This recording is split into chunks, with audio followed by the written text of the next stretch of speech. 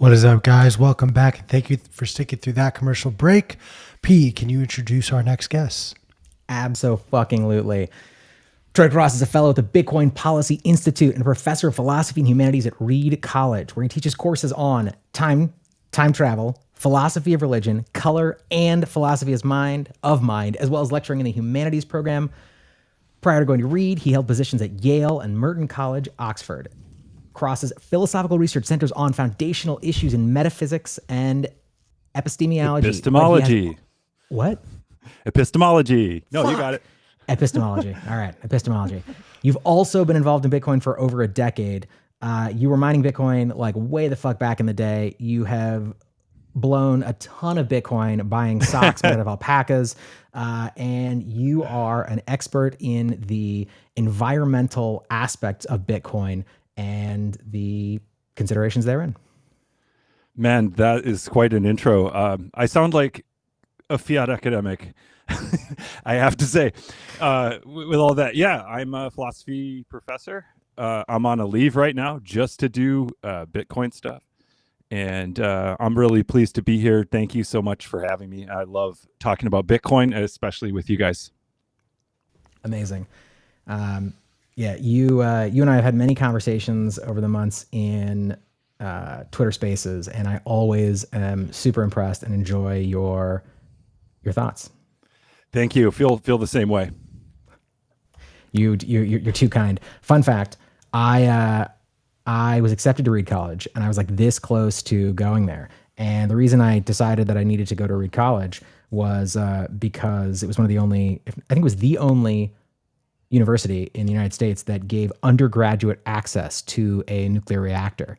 And yeah, I went and I saw the, I think it's was it the Rayleigh scattering from the blue glow coming out of this giant, like 30-foot deep pool. And I was like, I have to be here, obviously. Am I interested in nuclear energy? Not particularly, but I will become interested. Yeah, the reactor is awesome. It puts out such a tiny amount of energy. It's like minuscule, really. They use it. They don't use it to power anything. They use it to, create materials for other experiments. But yeah, it's the only student run. It's not just that students have access to it. It's that students actually run and operate the reactor. And you have to get training for it, and then you get certification. Like when you graduate, you're like a certified nuclear reactor operator if you go through that program. And that's kind of how I know a little bit. That's kind of gives me some insight into nuclear as a I guess as an energy source and a Bitcoin mining possibility, because I always have students who are in that program, and I get contacted by the federal government like twice a year with these vague and weirdly intrusive little notes like, do you have any information that we should know about so-and-so? And then they list my students who are working on the reactor. And I'm like, well, what exactly are you looking for? And I wrote the administration, like, what are they looking for? And they wrote the agency that oversees it. And that agency gave some information about what they're looking for. And it's also just like super open-ended. It's basically, I'm a spy on my own students on behalf of the government. Like, what are you doing with this information? And I realized that, like, since we get visited by whatever it is, the Atomic Commission or whatever, and I get all these notes that nuclear, I'm a huge fan of nuclear, basically for its basic physical properties. I think nuclear is the future, but I am somewhat troubled as a Bitcoiner by how in your business the regulators are for this tiny little reactor that can't even power a light bulb. And so the dream of, like, just all Bitcoin mining being done on nuclear reactors, there's some tension with it also being decentralized, because I think it is the most heavily regulated and spied upon form of energy production that there is. Okay, that was way more than you wanted to hear, but sorry. No, I like all of it. This actually, like, my first question at the moment, I've never heard of Reed College having a nuclear reactor. This is news to me. You learn something new every day. That's the thing I learned today. What I genuinely wanted to ask is, so why doesn't the federal government reach out to the professors or the students there to understand more about nuclear energy because it's being tested and worked on a daily basis. And lo and behold, of course they do. They do. And of course they ask the wrong questions. But why is you can see why they do it, right? Nuclear proliferation is identified by many people in government as the number one threat to security, the safety of humanity. And think about where we're coming from the Cold War. That was obviously top of mind for literally everyone. So when these regulations were first drafted, we were just concerned about nuclear proliferation. And, we have a lot of students here from all over the world. And the thought is, it's obvious. You're going to learn about nuclear energy, and then you're going to take it back to wherever you're from. You're going to build a bomb. You're going to use it on us. And then post 9/11, things got amped up to another level. So, I think I see exactly where it came from. It's like, basically, like, imagine a flight training school and the government's up in your business. And you're like, after 9/11, I can kind of see why they want to know this stuff, because it was a failure to keep tabs on that looked utterly stupid afterwards. But this is exactly how the surveillance and security state becomes a behemoth. Each one of these things is like a one-way ratchet. You have a security threat. You address that security threat. You don't want to be the bureaucrat who doesn't surveil hard enough and something slips through your grasp. So you always overreach when you draw the legislation in response to that. And you basically look at what we have to go through at the airport now. Look at how our lives are so guarded in these stupid and inefficient ways. And you're like, how did we get here? Well, we got here because people brought knives onto a plane and hijacked it and flew into the World Trade Center. That's how.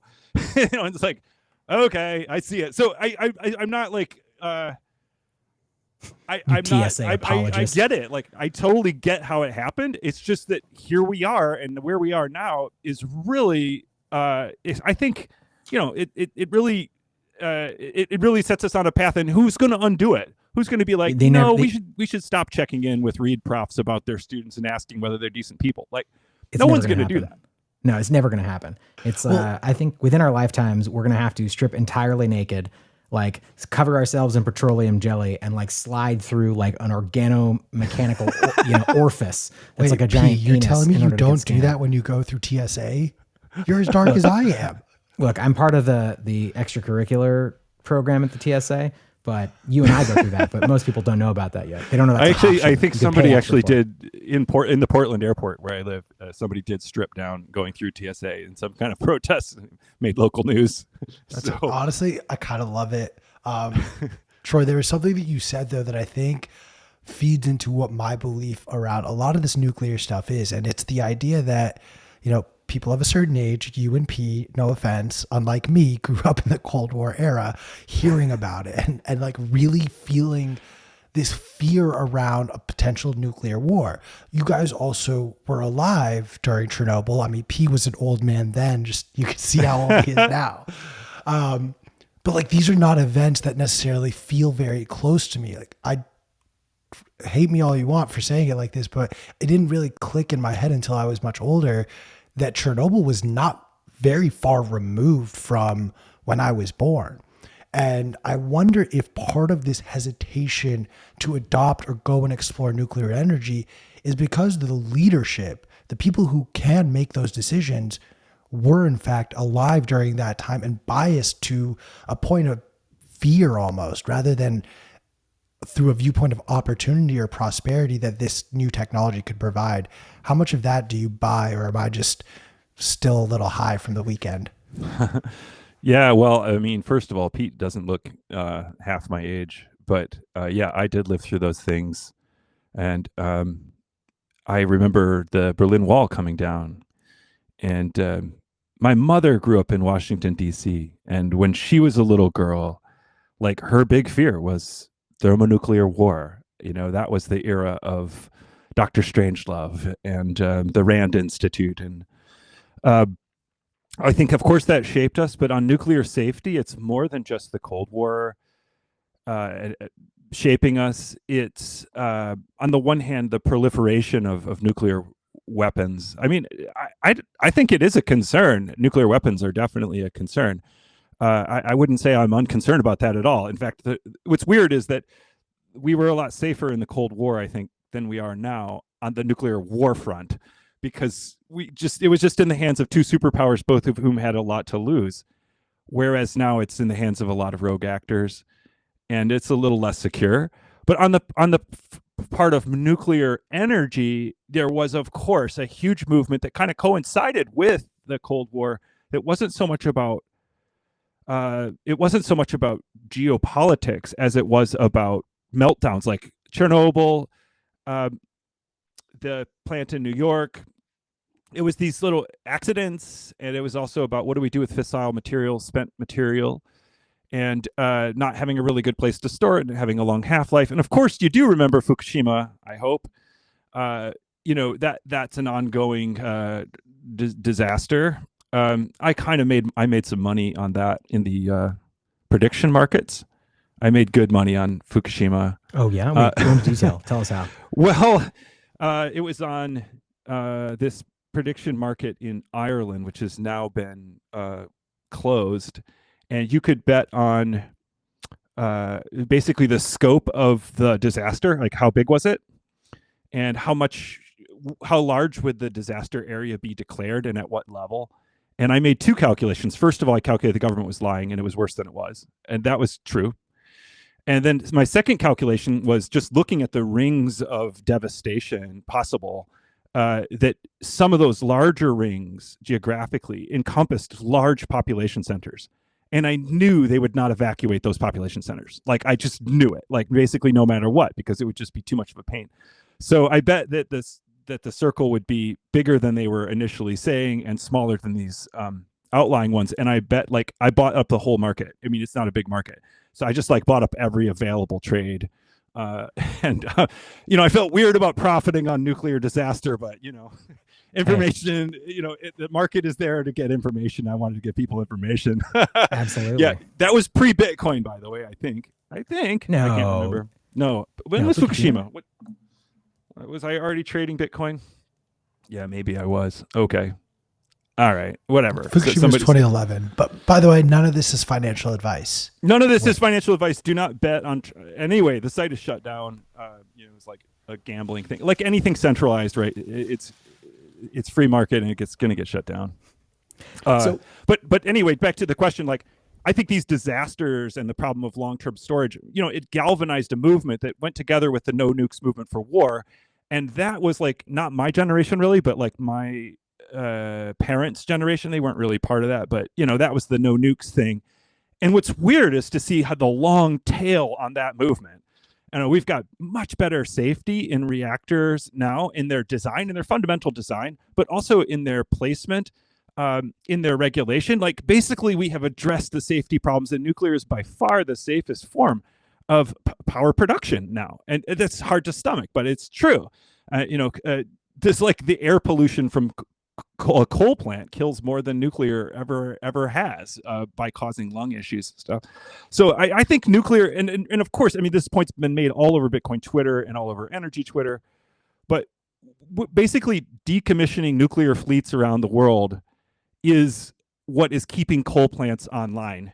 And for Bitcoin's critics who point at Bitcoin, which is less than $1 billion a month in total revenue, and probably $200 a month in energy spend to fossil fuels, if that, like maximum.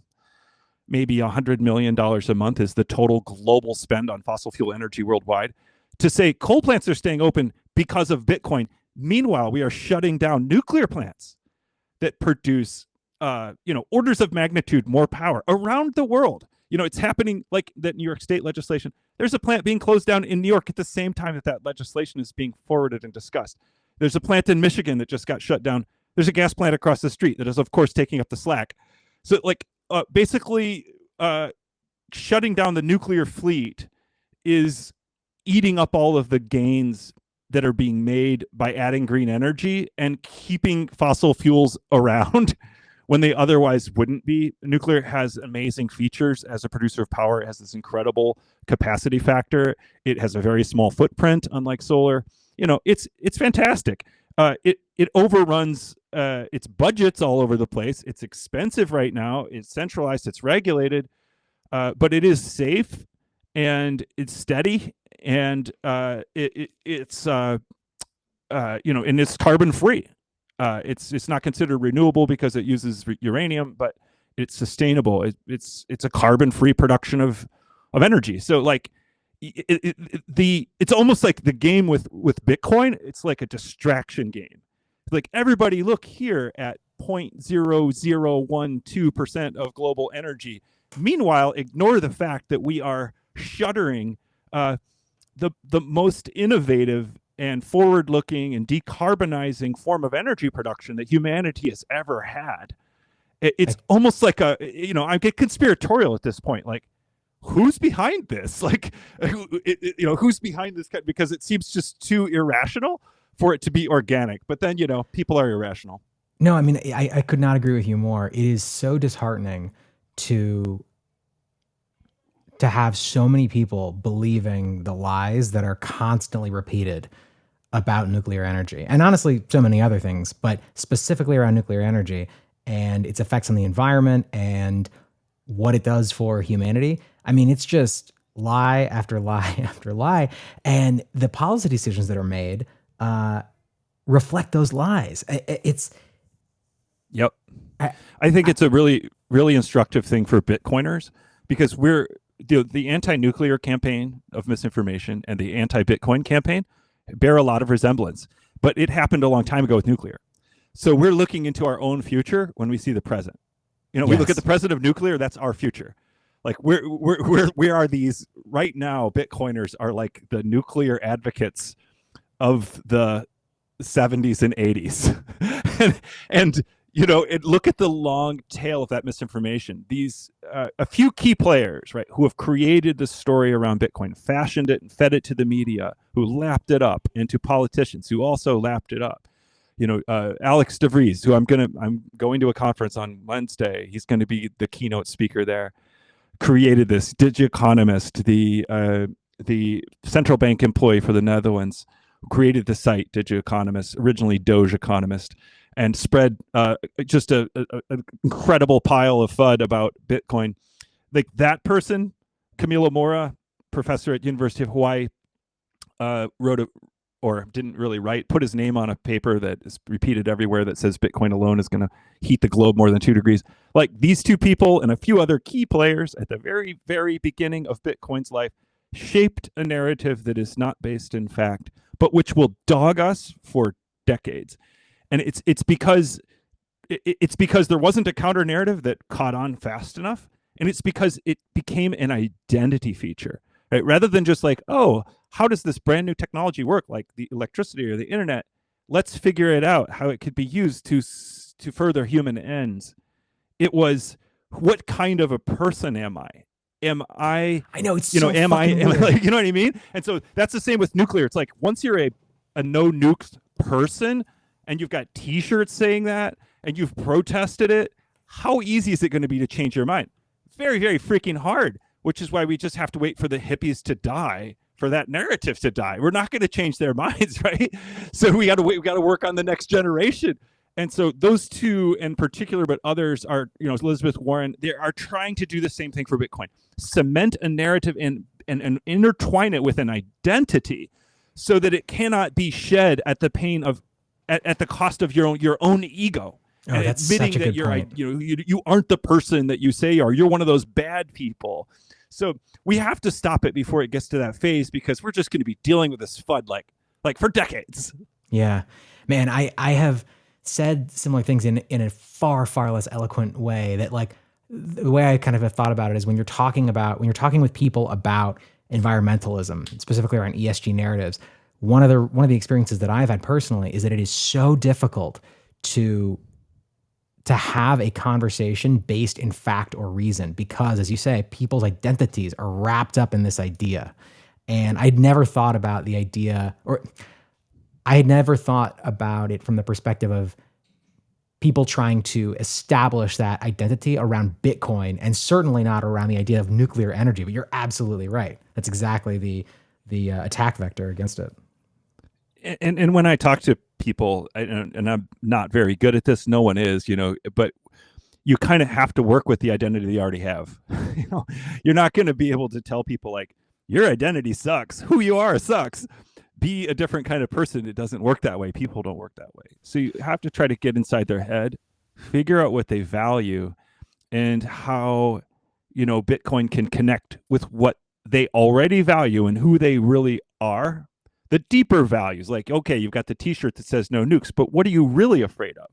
You're really afraid of, thermonuclear war, meltdowns at plants. And what you're afraid of is a kind of techno-pessimistic vision of the future, an irradiated landscape, a hellscape, post-apocalyptic. That's what you're afraid of.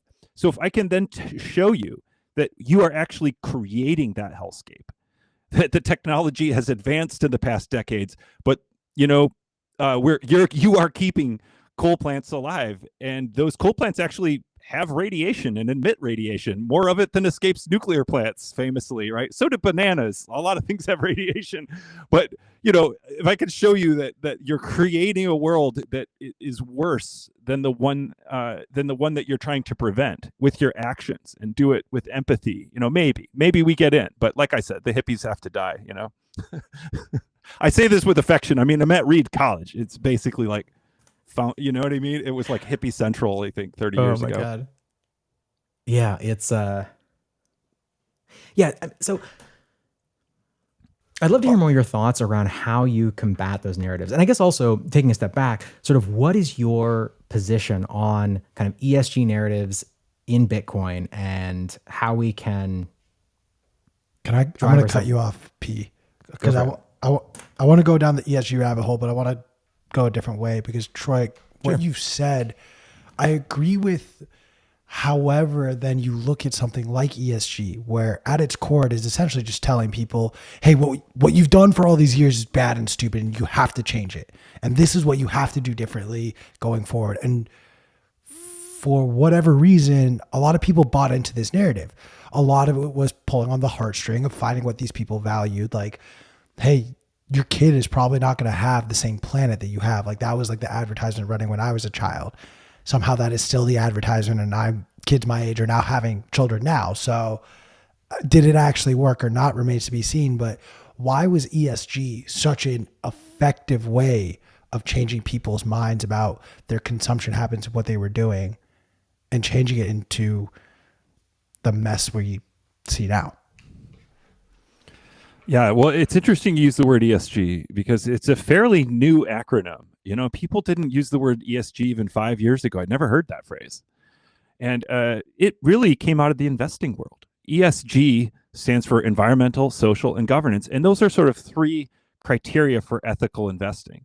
But I would say ESG grew out of the ethical investing movement, and then with people trying to sort of break down what ethical investing meant. So, there's environmentalism as a movement, which is, I think of it simply as having a low time preference.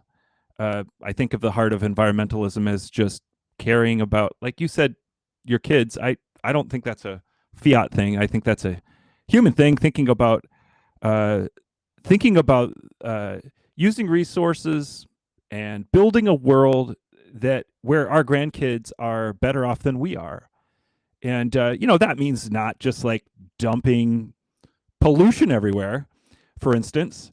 And it means generally building a better world. I think it's just identical with having a low time preference, letting your grandkids' happiness be as important to you as your happiness.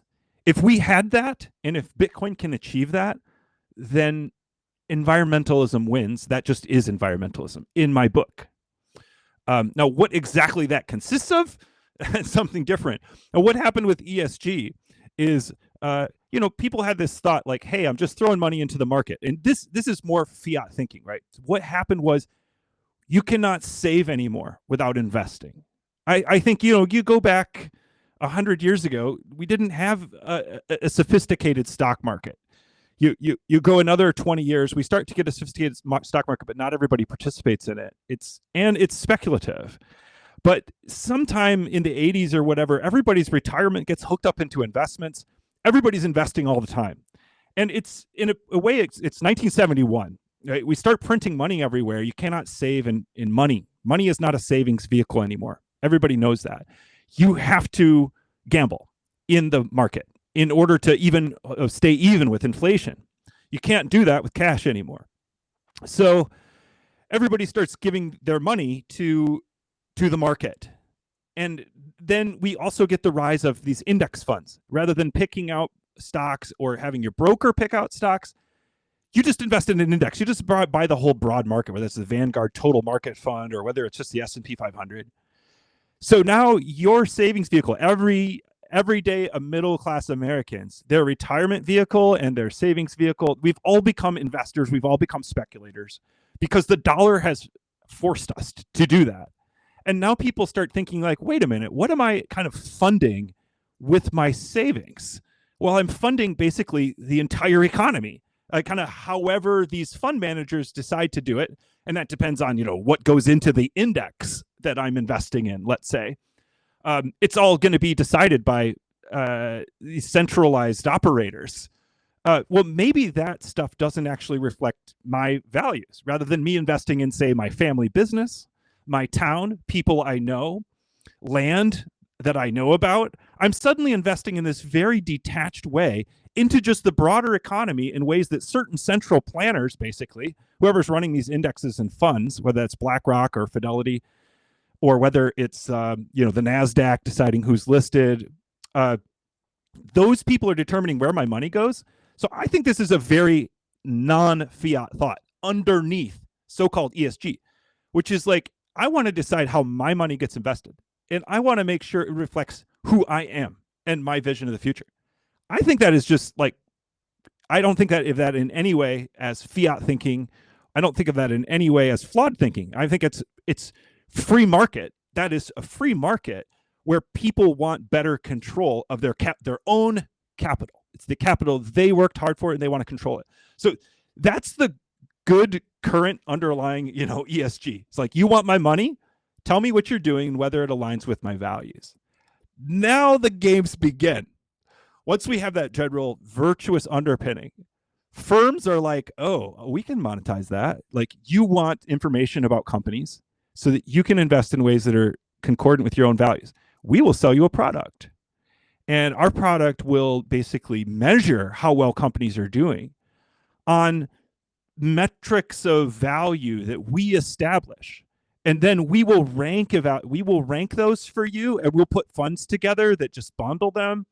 And we'll decide, we'll basically do the hard work for you, and then you can just come along and see ESG fund and put your money there. So that's where the fraud begins. I mean, ESG is like full of fraud and misrepresentation and just stupid accounting, as Elon Musk pointed out, when Exxon is an ESG company and Tesla is not. The whole thing is a joke. What happened basically is ESG became bullshit metrics like the rest of the world we live in. And then companies devote wings of administration and bureaucrats and middle managers to maximizing those metrics, those ESG metrics, in ways that will bump them up various scales. And that becomes a barrier to entry for small companies. It becomes a moat around big companies. It becomes one more kind of feather in the peacock's tail, where you're signaling fitness by doing all this bullshit that doesn't really add any value. So I think the system of ESG is an investing system. It is seriously corrupt and fucked up now, and maybe I can link some sources on that afterwards. The head ESG guy from BlackRock wrote an amazing, massive expose in Medium about what it was like to be the ESG guy at BlackRock and how much bullshit it is and how it accomplishes nothing. And I can simply forward that on to you. But there are many, many such critiques. And so in short, if I can step back, I think the underlying impulse for ESG is noble. It is free market. It is bottom up. It is people wanting to control their capital rather than give it to other people who invest it in ways that do not match their own desires and values. And I can't imagine anybody fighting that unless you really want opacity and you want central control. But then ESG is, as a product, is bullshit and fraud that is designed to part people from their money and basically greenwash stuff that pays to be greenwashed. And so that, I think, is horribly destructive.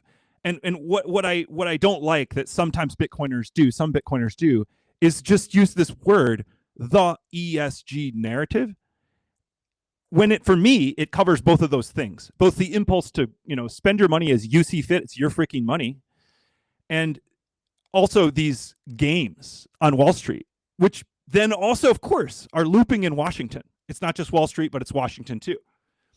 Now that the SEC is requiring ESG reporting, they're going to determine the metrics and values. The SEC, ultimately, it's going to be the SEC and BlackRock. And then there's going to be like tax stuff that's going to be tied into this. I know, it's so it's I oppose all of that. I oppose all of the top-down impositions of metrics on the economy. I think that is the quickest way to kill an economy and stifle innovation. Is to have a bunch of bureaucrats in DC come up with arbitrary metrics of value where we all have different values. ESG is going to be different for all of us.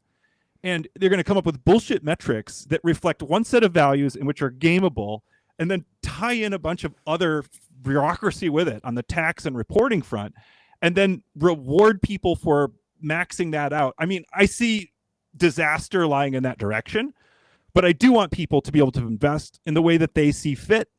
And that's a noble impulse. And, I think I would like to further that end for people if I can.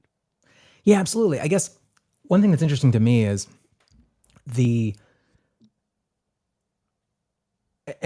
think what you're saying is ESG is just one flavor of a thing. It's one flavor of a thing that you could care about when you're investing your money. And I guess I'm curious why there's the attachment to that specific term, because it feels like I hear what you're saying. It feels like it's been completely co-opted at this point, right? It stood for something reasonable and noble, which is like free markets. You should be able to do whatever the fuck you want with your money. And it has now been turned into this like, it's like that, in, forget which alien movie it was, but one of the last ones with Sigourney Weaver, where she goes into the room and there's all the clones, and it's like, kill me. And it's this like horrible Cronenberg monster. So like, what is the attachment to the term ESG specifically for you? If there is. Yeah. One? I mean, I hate the term. I don't like the term at all. I think where it starts is like we had problems that we identify with corporations and corporate, basically business ethics. So we have externalities that are not internalized in price. Those are failures of regulation, basically. We have those externalities can be harms to a group of people, or they can be benefits. Externalities can be positive. And so those can be environmental, or they can be in terms of what you're doing for society, or they can be in terms of corporate governance. There was a lot of attention in the 2000s to basically failures of corporate governance structures where insiders were enriched at the expense of shareholders. And so you can see people saying like, look, what are the ethical failings of business? Well, they're environmental, they're social, they're in governance. So what if we come up with a fund that, rather than trying to fix those failures through regulation, allows us to fix those failures through people putting their money where their mouth is, putting their money where their values is. So, I mean, that's how it happens.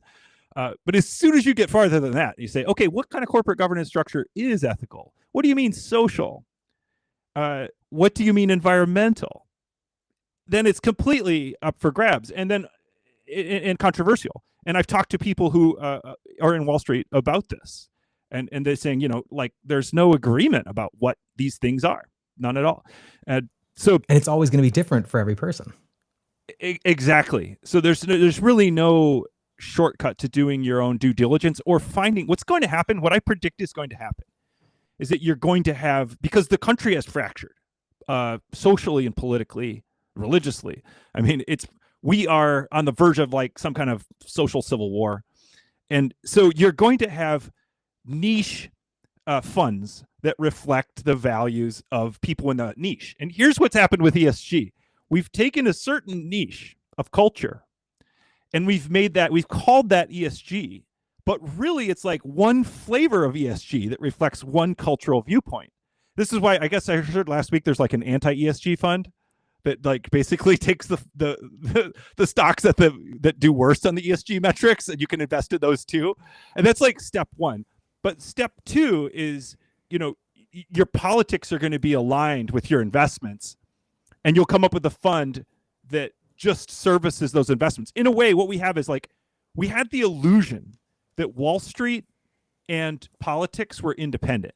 It's like Reed College has this like declaration of political neutrality.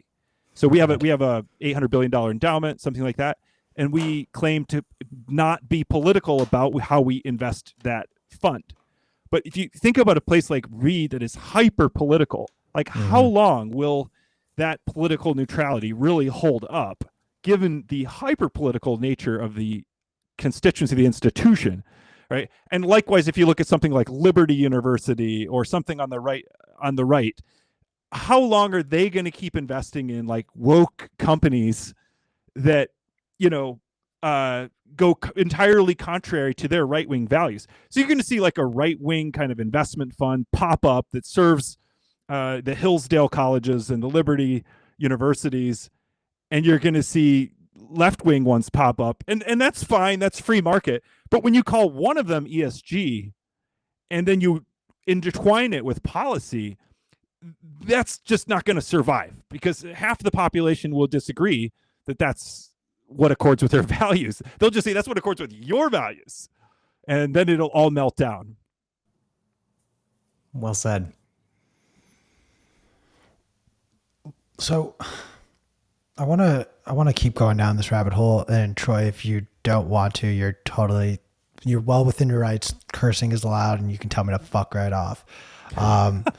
Like ESG, to your point, like I really started paying attention to it in 2020 when I was starting to invest full time, and on one of the publications I followed, they would send out a weekly report of ESG companies. How much did, I don't want to say like COVID necessarily, but the fact that during COVID, people were at home, there was a big influx of traders. You can see it based on the volume of trades that was happening in 2020 versus what's happening today, or even just in 2021, that in fact, the traders were far more active. ESG essentially was being shoved down people's throats. To everyone's point here, and this is my least favorite part about ESG, is the G is governance. And ultimately, any company can, if they ignore environmental, if they ignore social, we're governing the right way. Like, you asked us to tell you if we're doing it right or wrong. Well, we're doing it right. You trust us? Cool. So we're ESG positive. Social, it's as simple as, we hired a head of diversity. It's the only person of color in our entire business whatsoever. And she actually makes she makes less than every other executive at her level. But hey, we checked that social box. I'm literally calling out my former employer, Paradigm, who did exactly that. Laid off every single person of color and then hired a diversity specialist as their S for ESG. So, oh my God. Like, why do things like social and governance have to get clumped into, while I do believe we need to take care of our planet, we should look for ways to be more efficient about everything that we're doing. That's not to say inefficiencies shouldn't exist, but we should strive to be better. So why the fuck are we clumping in these other two things that have nothing to do with environmental, and how damaging is it to, I think, just the idea or narrative of finding efficient energy sources under the landscape of ESG? Yeah, my answer is, well, first of all, it's a great example of the metrics being gameable. And I have my problem goes more broadly of, I think we are completely taken with metrics. And metrics are always gameable in my book. They can be useful at times, but I think sort of as a management philosophy, we're just taken with metrics, and we're going to all suffer for that.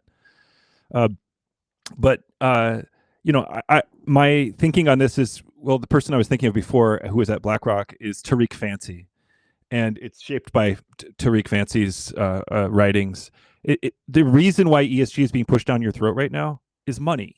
It's because it's the fastest growing segment in finance.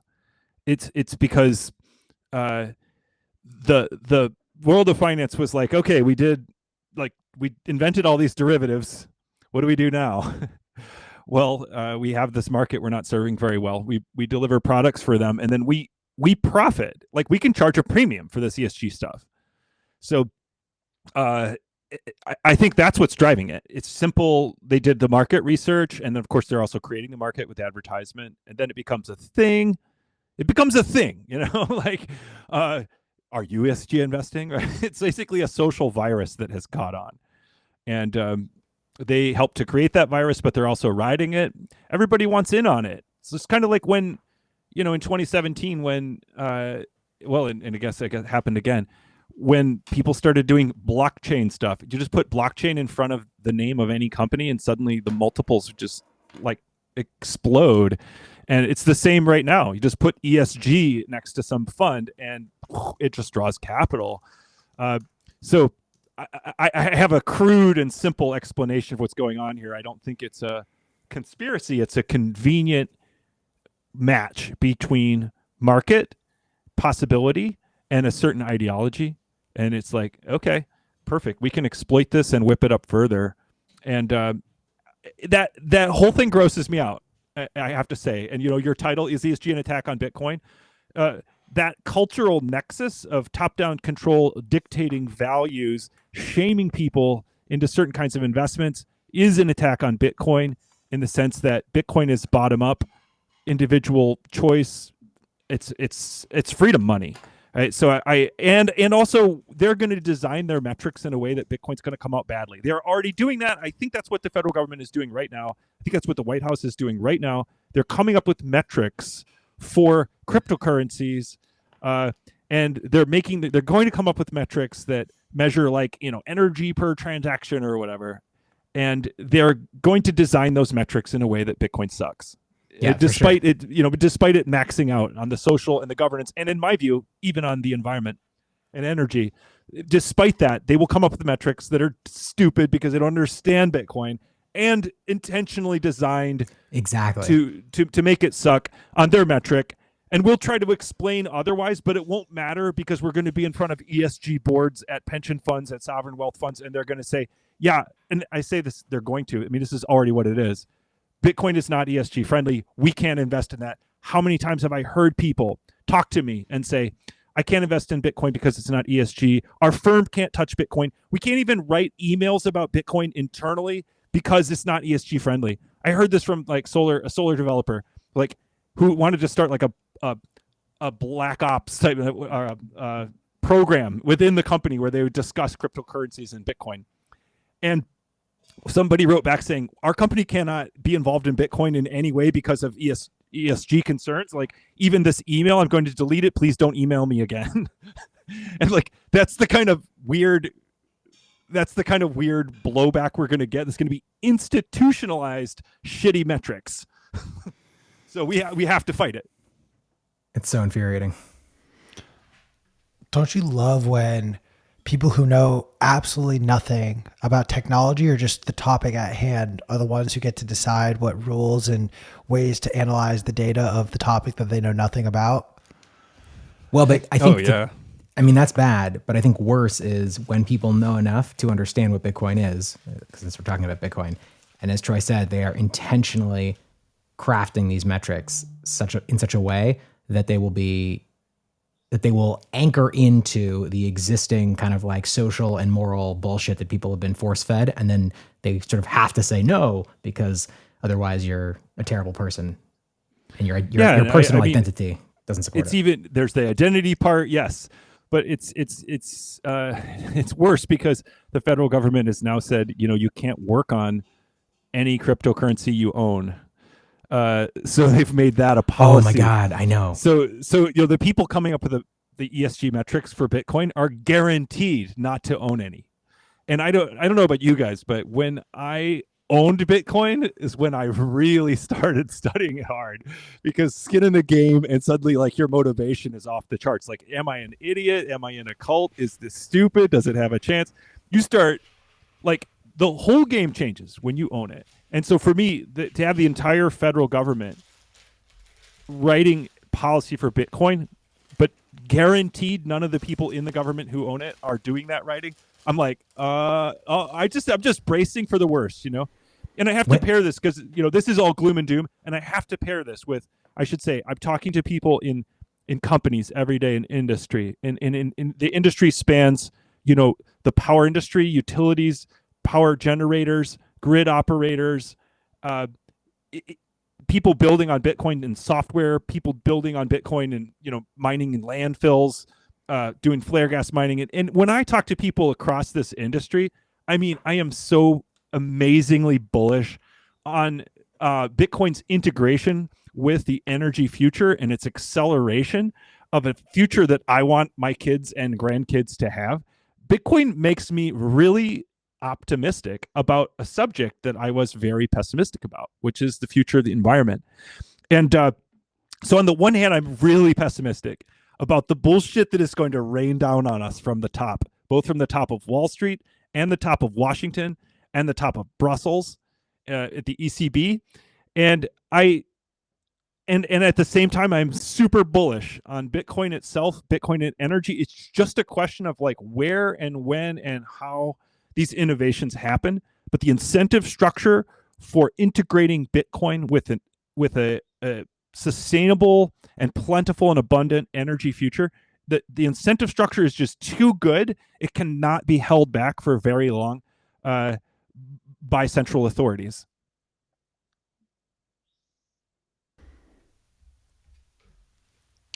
I want to maybe try to unpack a little bit of this. Our producer Chris threw out a pretty legitimate question, although I think we're assuming Senator Levis holds Bitcoin. But like, how much of an inhibitor is this policy that you can't hold a cryptocurrency that you're working on something like Levis's bill? Like what? Well, Lummis does hold Bitcoin, and she's declared exactly how much she holds and how she got it from her son, and she's told her whole story. I think she had 5 Bitcoin, but she's recently purchased more, if I remember right. So Lummis is a Bitcoiner who hodls, and you know, I think it doesn't affect her. This rule is for the Biden administration. It's an executive branch restriction, right? So it's the Biden has taken a whole of government approach, and I'm pessimistic, but I shouldn't be too pessimistic. Look, there are a lot of smart people in government. We at the Bitcoin Policy Institute, where I work, you know, we wrote our responses to their call for information, their request for information, as a part of the executive order, and you know, other Bitcoiners did too. We might get through to some of them. We have the truth on our side. We have good arguments on our side, and there's some dedicated and bright people working in government. And so I shouldn't be super pessimistic, but it's just it's also about where the money is. Where is money flowing into the system, and who gets an audience? Who gets an audience with the Biden administration? What meetings I have seen, it's like, you know, you'll have 8 representatives from the crypto industry. None of them are Bitcoin companies. Every one of them is a shitcoin company. And why is that? Because they are all companies. Because their tokens and chains are not protocols and commodities. They are disguised securities. But that also means that they have organized, centralized representation with like any other industry, right? Whereas Bitcoin, we're like a decentralized mob. And although there are companies that build on Bitcoin, there is no CEO of Bitcoin, although, you know, lawmakers have asked to speak with that person, the CEO of Bitcoin, right? We don't have one. So, I mean, I have to temper my pessimism. There are bright people there. It's just that the system is not set up to think clearly about a decentralized protocol and an asset that lives on that protocol. It is set up to hear industries. And when it comes to that, it's amazing that, you know, what is whatever 40% of all value on crypto assets doesn't really have a seat at the table, in my view, in these things, and nobody owns it within the administration, and we're guaranteed of that. So we're relying on these bureaucrats to read carefully what we write at BPI and other places, and to be smart and appreciate the arguments. But it's hard to be optimistic on that front. The legislature is a completely different deal. Bitcoiners have done a good job of reaching out to legislators and starting to educate them and starting to build relationships. We have a long way to go on that front, but we are catching up. And clearly, when you hear Ted Cruz talk about Bitcoin, it's like, wow, this guy and Bitcoin and energy.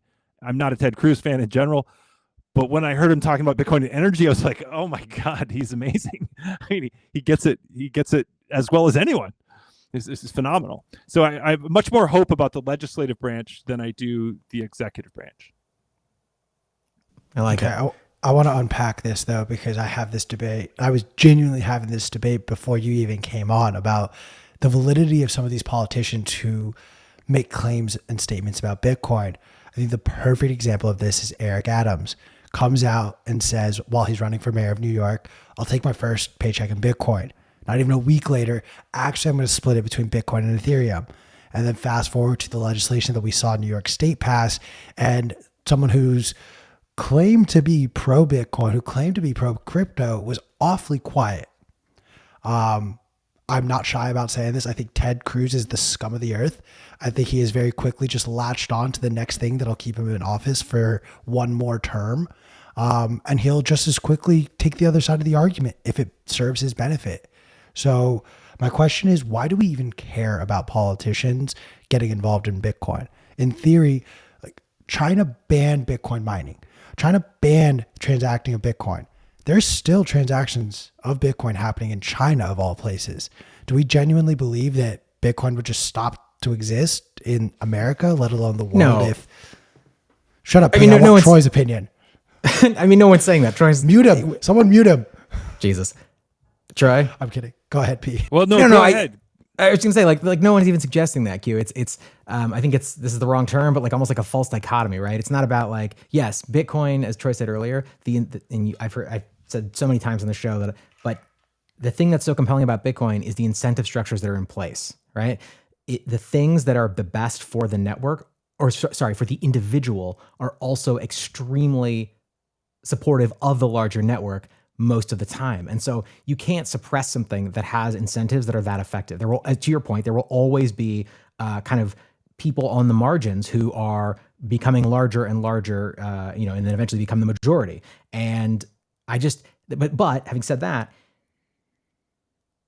we are United States citizens, and if the United States comes down against Bitcoin in a significant way, that will make our lives far more difficult, right? You don't have to like ban Bitcoin if you just create crazy, as a random example, like tax structures around it, right? Or laws around it. And so it's important because it really is this game-changing technology, and we want to be driving forward towards this hyper Bitcoinized world as rapidly as possible, not mired in the mud.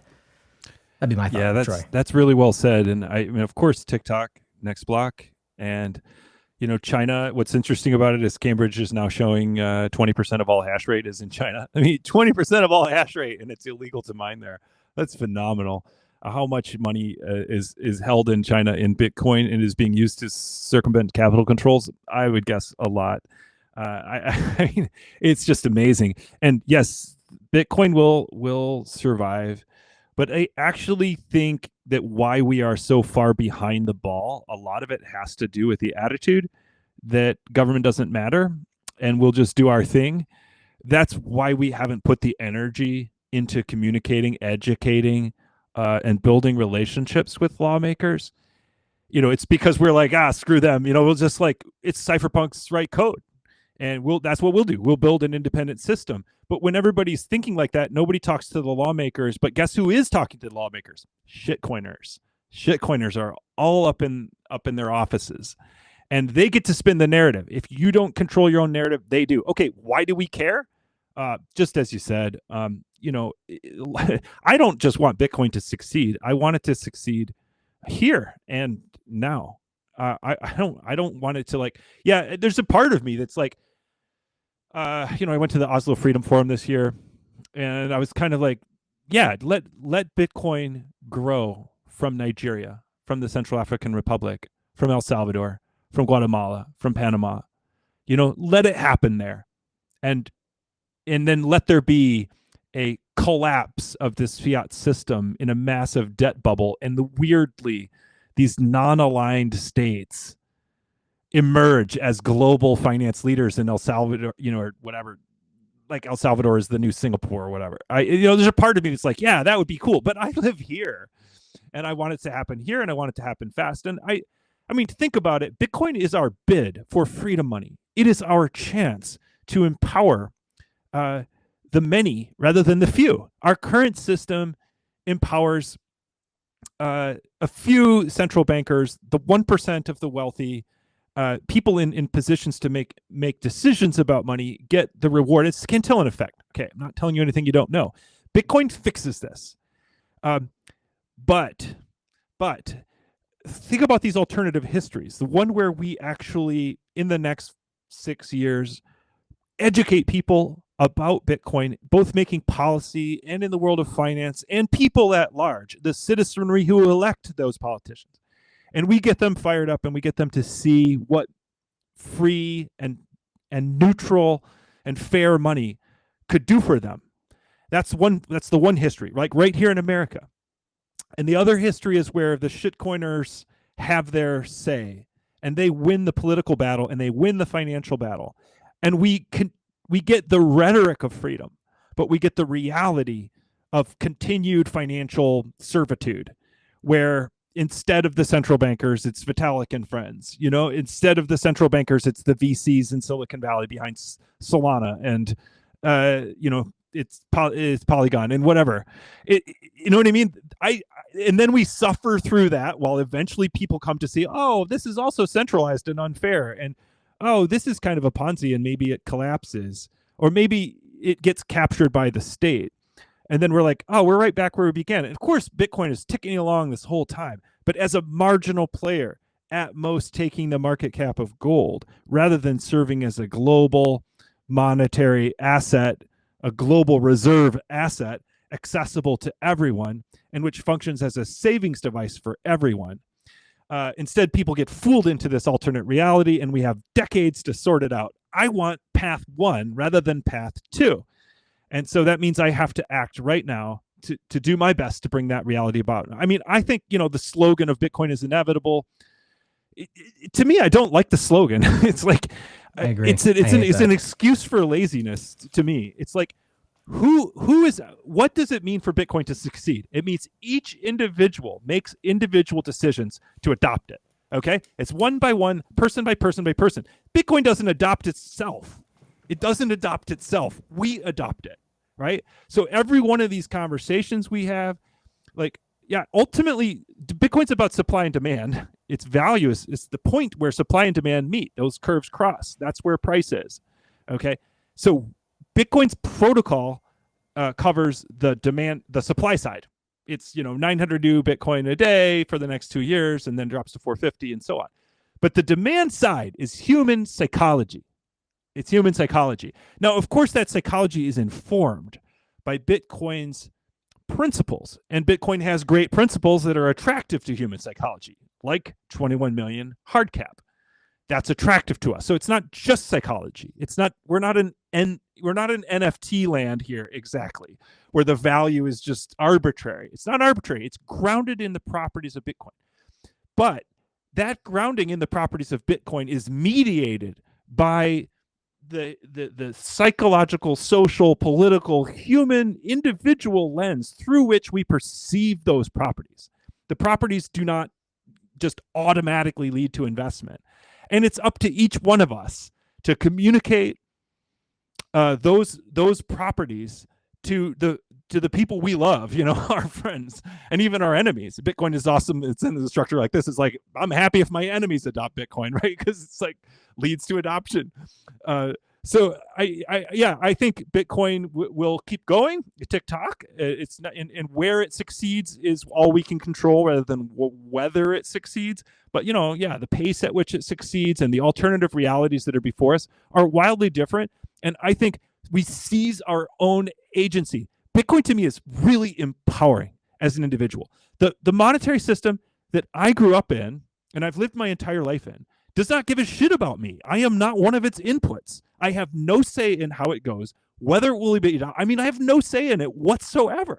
I am stuck with it. I pay my taxes in it. I get paid in it. I do not make monetary policy decisions. You know, Jerome Powell makes them. So Bitcoin is new. I get to run my own node. I get to mine the way I want to mine. And I can convince other people to opt into this system in some way or other, allocate a little bit, run a node, you know, do some mining. And I can shape the future of money.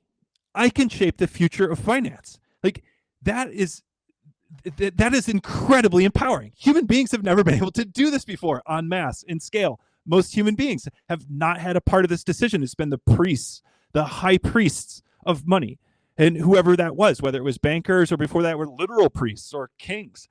Those are the people who made that decision. Now everybody has that chance. That I feel like that is what's so great about Bitcoin, and I'm just going to take it and run with it.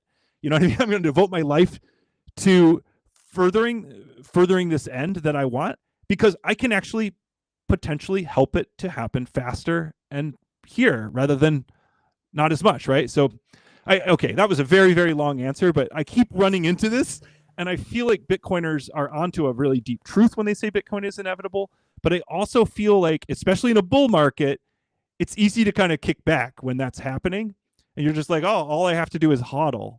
Bitcoin will just take care of itself. It's inevitable. It's like, no, get off your ass and talk to people. Think it through. You're now a citizen in the republic of money, in the republic of Bitcoin. And, you have the rights and responsibilities of a citizen, which means you get a vote with your node. You decide which software to run. Andrew Bailey and I wrote a paper we wrote a piece in CoinDesk called Mine Your Values. And it's just basically this whole message of like, Bitcoin gives you a way to exercise your power. And, that's what's awesome about it, but also like step up and do it. So if you could just name one person, and I'll let you cheat and possibly name more than one, but who is the ultimate villain against Bitcoin? After all this conversation, we talked the ESG side of it, we talked the political side, we talked the idiot shitcoiners. Who, in your opinion, is truly the Thanos to Bitcoin's Avengers? Well, I'm going to be going to this conference in a few days with him, but I got to say it's Alex DeVries.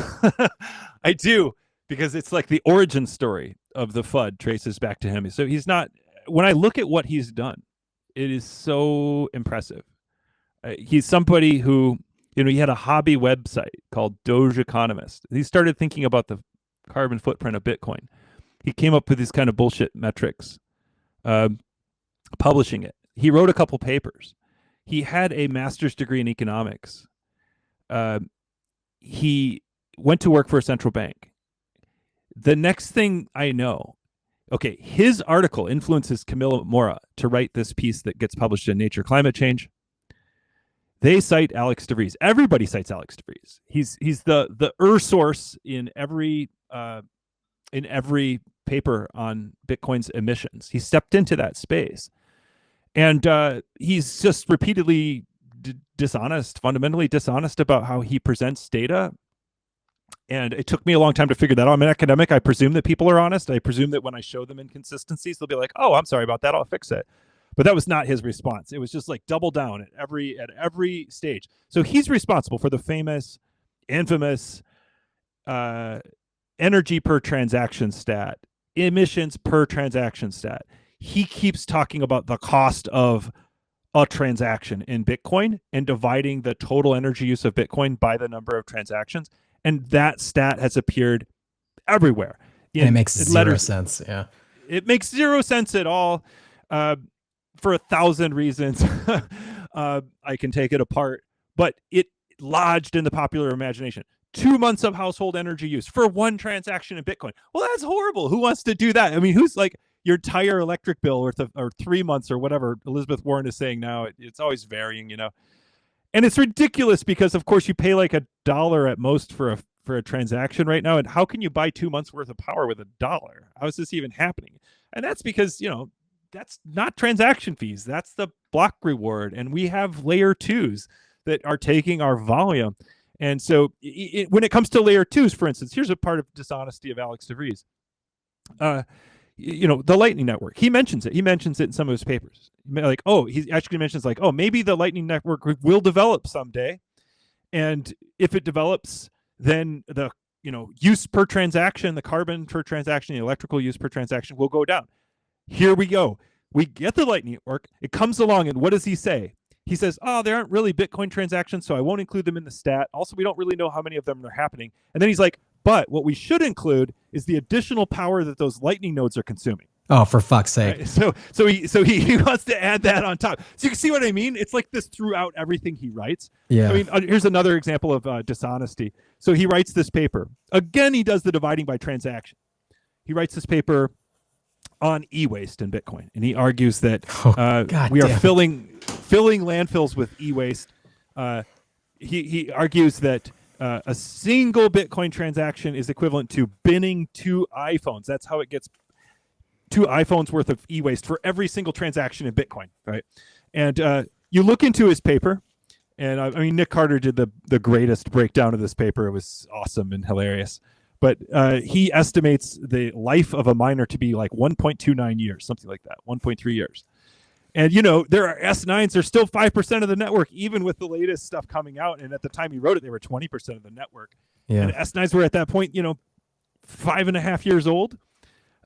So you could just go onto eBay and look up S9s and see them all listed. And you can't find anything for cheaper than, you couldn't find anything for cheaper for $300 at the time he was writing that paper.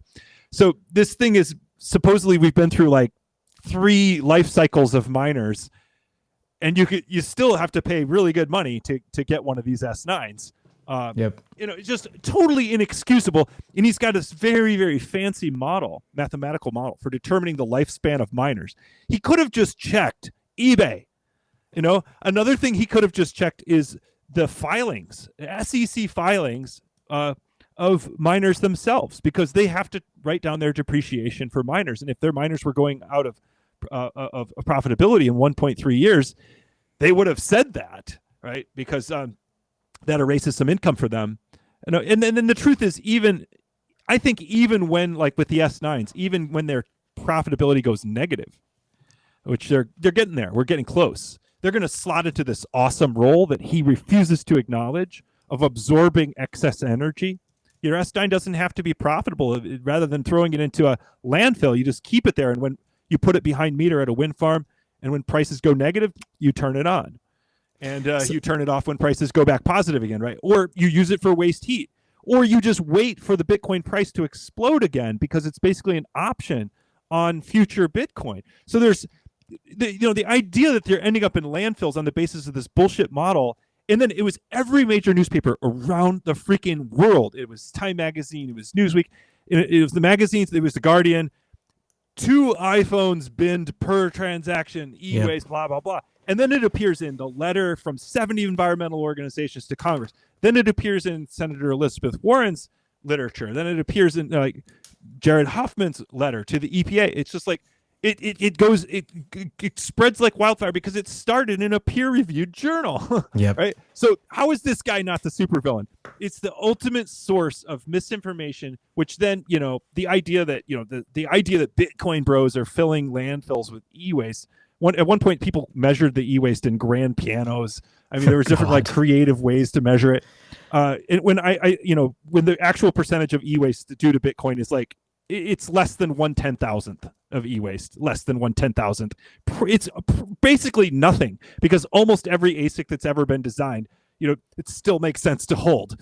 So it's basically, it's hard to even estimate how much it is, but because it's so low. But anyway, that's DeVries, and he's on a campaign, and now his buddies also have an ESG style way of measuring.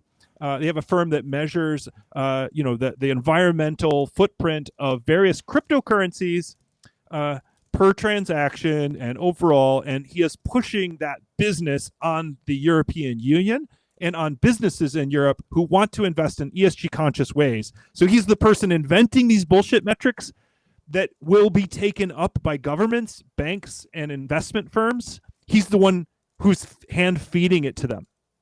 All right, I'm changing the title to Alex DeVries is a liar and a hack. Sounds good. Now I'm going to have dinner with him in a few days.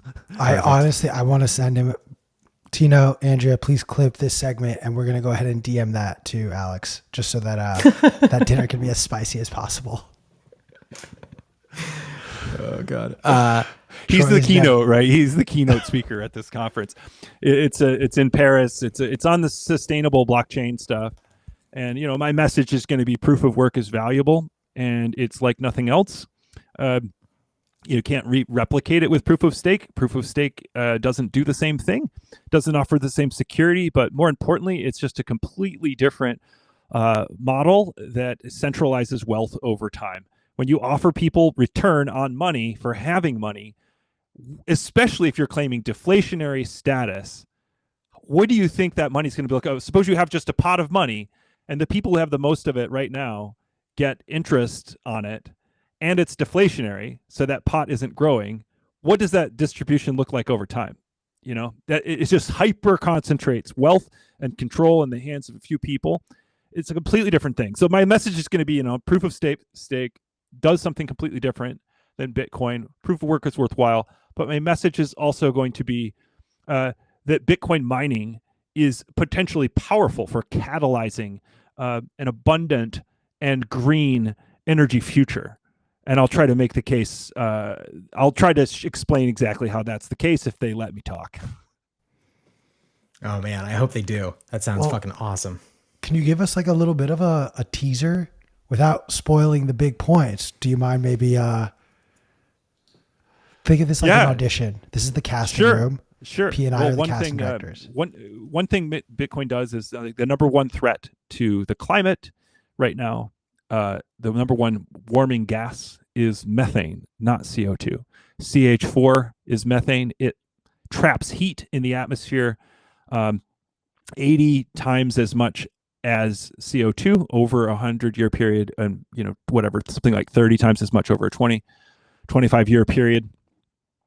What am I saying? I got that backwards. Okay.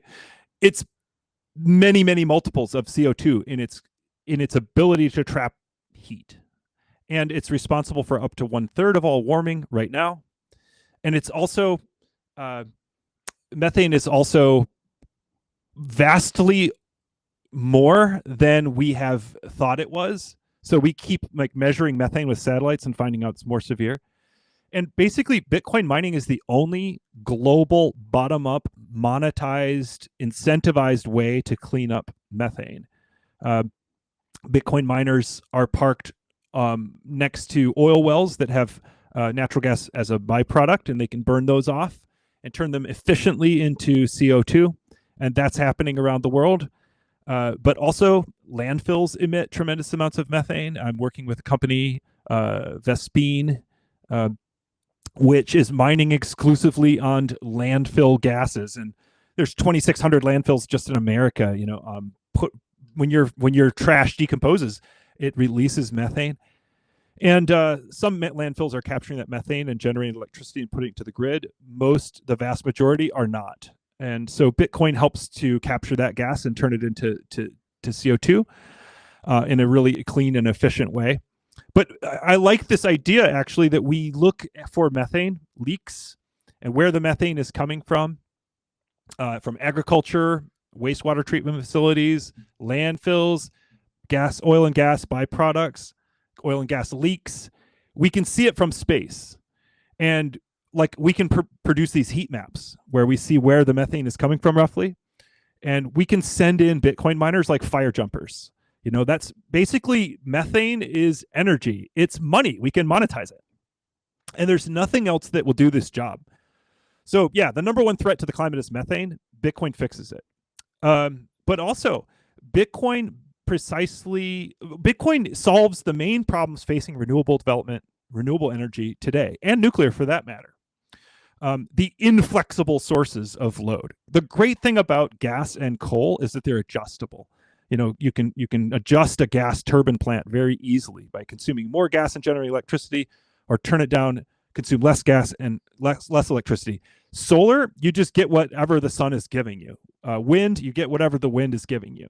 And nuclear, it likes to pump out at a very, very steady pace. So the actual demand of the grid has to be met precisely with the supply of the system, and those are mismatched. And the upshot of that mismatch is that we end up curtailing a lot of renewable and even nuclear power. Curtailing means we just waste it. We don't send it to the grid. And we end up having a lot of negatively priced energy on the grid at various times of day and times of year. And that slows the build out of new energy because that negatively priced and wasted energy is not creating revenue for the people building power plants. And so their balance sheet doesn't look as good. And by monetizing that waste energy and providing a buyer of it, which Bitcoin miners can be, we make it financially viable to build out new energy plants. And the other main thing standing in the way of renewables is interconnection wait times.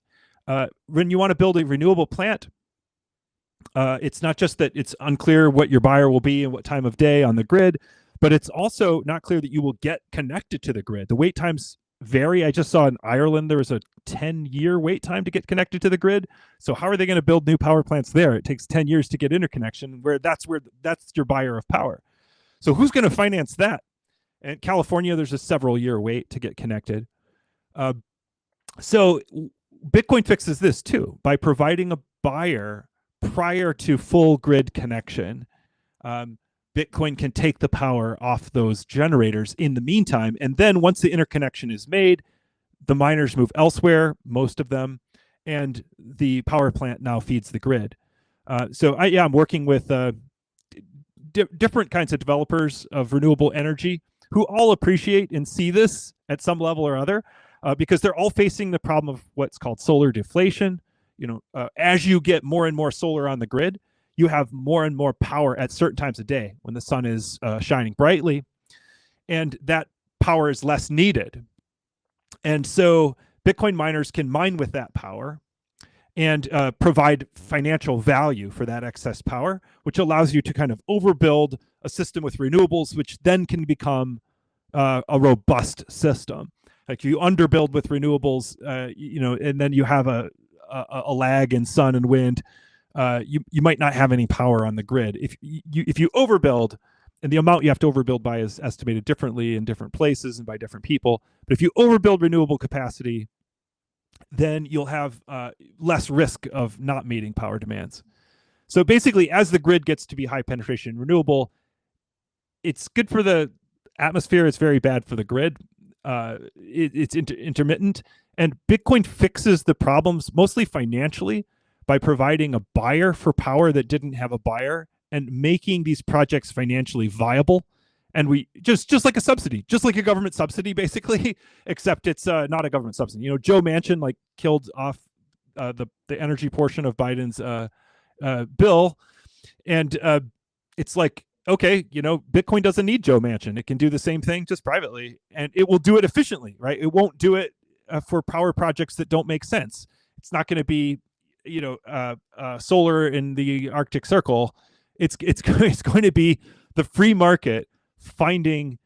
Think of it this way: Bitcoin puts a floor under energy prices worldwide because it's location agnostic, because it's time agnostic. It produces the same amount of Bitcoin from the same amount of energy anywhere at any time, anywhere in the world with an internet connection. That means Bitcoin will seek out the cheapest energy worldwide and monetize it, right? So if you can find cheaper energy somewhere, Bitcoin will just flow there. And that's going to be, not only is it going to accelerate the build out of renewable, which right now is the cheapest power. Solar is the cheapest power right now. But it's going to do it in an efficient way, unlike subsidies, which are going to be subject to politics. Anyway, how's that for an answer? If I could find the unmute, I would have said that was beautifully put. And honestly, I just need to know where I can watch the full conversation when it happens, Troy. Well, thank you. And I mean, this is all stuff that Bitcoin does automatically. I mean, I have my own idea about how to, if you're an ESG conscious investor and you are concerned about the carbon footprint of Bitcoin, how you can hold Bitcoin in a completely carbon neutral way simply by mining some Bitcoin as well alongside your holdings. That's the idea that brought me into this space a year ago. And basically the idea is if you own X percent of all Bitcoin, do X percent of mining in a very low carbon way. If you own 1% of all Bitcoin, do 1% of all mining. And when you mine Bitcoin, you increase the difficulty for all other miners because you find blocks sooner than 10 minutes. And then the difficulty adjustment brings us back to 10 minutes by making it harder. So that's a disincentive to all other miners. When you buy Bitcoin, you give an incentive to all other miners because you make their Bitcoin worth more. You make their block reward worth more.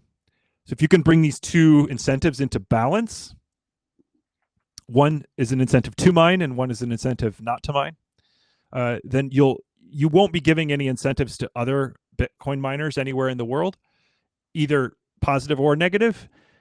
And so your carbon footprint will be equal to the carbon footprint of your own mining and no other mining. And that product is something I'm trying to develop. I'm working with a number of firms. It's hard to bring a real product to market. I'm a philosopher, I like deal in the realm of ideas. Real products are different, but I hope to have an ETP or an ETF that's available to plebs and to institutional investors, so I can walk into the ESG board instead of having to educate them from the ground up about Bitcoin and how it's going to transform our energy future. Just say, here's a way to do it. Just buy this thing, which is like GBTC, except it also has a tiny percentage of it is devoted to mining, either like mining on landfills or mining in microgrid installations across the global south. There's like 1 billion people who don't have access to electricity. How would you like to buy some hash rate that actually helps monetize the build out of those microgrids for the global south? Talk about ESG. Like, that's an amazing story. I'd love to be a part of, and I'd love to give Bitcoiners, or actually my audience isn't really Bitcoiners, it's pre-coiners. I'd love to give pre-coiners access to a way to hold Bitcoin that is provably carbon neutral, and which is 99.5% Bitcoin and 5.5% Bitcoin mining. Very interesting. I love the idea of what we were talking about earlier, just basically like people should be able to do whatever they want with their own assets. And I think that what you're talking about has the potential to satisfy that specific need of people who... Exactly. So it's something like, once you divide through the bullshit ESG, which is top down, which is dictated to you, that's just ridiculous metrics, blah, blah, from the underlying impulse to invest in whatever the hell you want to invest in, then you have to look at the classes of investors and say, what are they looking for? And how do we appeal to them? And I think Bitcoin itself is already ESG in the real ESG sense. It's already ESG. But I think if you want to be sure that you're holding Bitcoin in a completely carbon neutral way, we can do that. And we don't have to have there are other people out there, somebody else speaking at this conference actually, who agrees with me, but is selling like a token to green your Bitcoin. And that token is, gives you a say in the DAO, and the token goes to the Bitcoin miner. And the token greases. I mean, what they're doing is forgiving your carbon sins. Yeah, exactly. So it's the new, pre-Martin Luther Catholic Church. These are indulgences. There's a lot of firms out there. They want to take money from you and forgive your sins. I mean, that's what carbon credits are at their core. That's what carbon credits are, totally largely bullshit. Because they don't actually work. Exactly. And, it's complete horseshit. And the return on a carbon credit is minus 100% financially. Nailed it. And what you could do instead is take up your role as a Bitcoin citizen in the Republic of Bitcoin and do a little bit of mining. Hey, when I came on board in 2011, we all mined, And so it's sort of like a throwback, like, hey, do a little bit of mining. And, you don't have to, but do you want to? And then if you want to mine, like, what kind of mining would you like to be a part of? Would you like to just maximize the return on your Bitcoin? Then we'll just find like the cheapest way for you to mine that returns this given amount of Bitcoin. Maybe that will be green, maybe that won't. Would you like to mine Bitcoin in a way that helps to accelerate the rollout of electricity to the global south? Would you like to mine Bitcoin in a way that helps clean up methane emissions from American landfills? Do you want to save the children? Do you want to save the children? Exactly. Yeah. But do you want to save the children with Bitcoin mining? So, exactly. And if people want to do that, like, more power to them, man. I'm so pumped about landfill mining. I work with hydro mines with basically excess electricity from Niagara Falls. I think that's a great thing. I mean, taking basically a burned out shell of a post-industrial community that's losing population every year, bring in some miners, harness that energy, take advantage of the infrastructure that's left over from when New York was an industrial powerhouse, and train people on this new industry. Like, I think that's wonderful. So it's basically like, pick the forms of mining you like, and invest in them, do them a little bit along with your Bitcoin, or not. There's nothing mandatory about it. And no, I mean, I'm not shaming anyone. I will shame people. I think that's the other part about ESG that rankles people, is it seems to be a finger wagging enterprise, and people don't like being shamed. I don't like being shamed, especially for how I invest my money. If it's shameworthy, then why don't you just make it illegal? Like, why don't we just, you know what I mean? If the activity is shameworthy, then pass a freaking law. We have a democracy. I don't kind of like this other avenue of investor pressure, which is, the finger wagging kind. Is like, that's just, in general, people are really judgy. People are super judgy about everything. I mean, that's kind of what Twitter is. It's like a place where people judge other people. And I'm not into judgment, and my attraction to, like, giving people ways to invest that match their values are not about judging the people who don't take up those products. Not at all. It's not about that. It's just about, like, it's capitalism, man. It's like, you see a need, you meet the need. You know what I mean? So it's like, I see a buyer, I see a seller. I see somebody building out microgrids. Do they have great uptime on those microgrids in Africa? Like, no, they don't have great uptime. The return on that hash rate is going to be subpar. But they are monetizing waste energy in a way that I want to promote. Am I willing to take a hit on that? Well, I may be able to. I may be up for that. Other people might not. They might just want to return maximum on their hash rate, in which case they can do that, right? It's like, depends on your own values, and no judgment either way. I'm not saying people all need to be like, you can only invest in blah, blah, blah. No, you're saying people should have a choice. People should have a choice. I don't know how that could be controversial, really. Somehow it is, but I don't know how it could be controversial. I mean, I think because of all the baggage that's associated with the idea of ESG, right? It's like, as you said, we spent most of this conversation like sort of deconstructing what ESG is and what it means. ESG is like, it's become, I said this at the Bitcoin conference, it's become talismanic. It's like you invoke it like a spirit, like ESG. Yeah. And then it's like some people are, it's, like everything in our society. Yeah. Yes. You say chupacabra too many times, he'll appear and suck the goat out of you, which lives inside all of us. Bloody Mary, Bloody Mary, Bloody Mary. Exactly. It's become this, like, totally. I want to, like, take. I know I'm impassioned, but I want to take the temperature down on this one and be like, let's think through in a nuanced and careful way about what we do and what pisses us off when people say ESG, and what is it that pisses us off. What is it that we hate about it? And then, is there something underlying that? I mean, that's worthwhile, because this is always how things are in life, right? Things are always complicated. So you always dig in. You're wondering, like, what was the impulse to this in the first place? And can we salvage it? And can we reclaim it in a way that doesn't piss us off?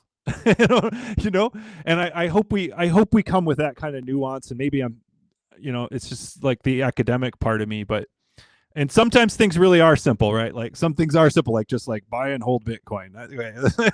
Sometimes it just is that simple. But this one, I hope we can be nuanced about, and look at the people who are investing in ESG and think about their underlying motivations. They're good. It's like mom and pop. They saved and worked their whole lives, and then they hear this scary story about bad corporate governance, about bad social effects, about environmental pollution, and they're like, oh, I don't want to do that. Okay, how do we serve those people, mom and pop, who saved up? That's their labor, and they don't want to contribute it in some ways, and they do want others. So wait, you're saying the re-education camps are bad? No, wait. All joking aside, I do want to make sure you have time to tell people where they can find you. Stop, P. First, final questions. Troy, have you been to Amsterdam before? Yes, I've been to Amsterdam. What do you think of when someone says Amsterdam? What's like the first thing that comes to your mind? Bicycles. Sorry. I mean, it's a really nasty airport, an amazing bicycle scene. I'm a cyclist, and so they've done really, really well with bike infrastructure. But what were you going to say? Well, you're going to say the conference? Well, I wanted to ask you, of any Bitcoin conference or conference you've attended, who's a speaker that you wish you'd seen, or one that you have not yet seen in person? Oh man, this is tricky because I've been so fortunate to meet so many wonderful people and Bitcoin events over this year. But I would have to say my co-author on this white paper we wrote together, Andrew Bailey, who's a professor of philosophy at Yale and National University of Singapore, Yale NUS, who's in the US right now, writing a book on Bitcoin. Andrew is one of the most stimulating people I've ever talked to on Bitcoin. He's also an amazing lecturer and teacher. And I mean, he should totally be on the circuit. George, mark it down. You got it. All right. P, please take us away. No, I was going to say, like, where can people find you? How do they stay in touch? What is your Twitter handle? What's your personal phone number, address, social security number? Well, and birthday. Yeah, and mother's maiden name and firstborn. I'm at the Tro Crow on Twitter, at the Tro Crow, and the Twitter has kind of become my home in the last year. I spend too much time on Twitter. Thank you guys for having me on. Really, really appreciate it. This is a wonderful discussion. Thanks for being open. I think we pushed, beyond some shibboleths and easy sayings in a little bit more deeply, and I really appreciate your open mindedness and creativity today. Yeah, absolutely, man. We got to have this one. We got to go into more depth in the near future. I always appreciate, as I said at the beginning, your approach, your willingness to engage in any topic openly, rather than just being like, "Die, heathen," which you have screamed at me a couple times before, but there were extraneous circumstances. But yeah, man, we'll have to have you back soon. Thanks so much. This was great. Peace. We're going to cut to a commercial break, and then we'll be joined by Dylan Leclerc and CK to talk some updates from Bitcoin Magazine Pro.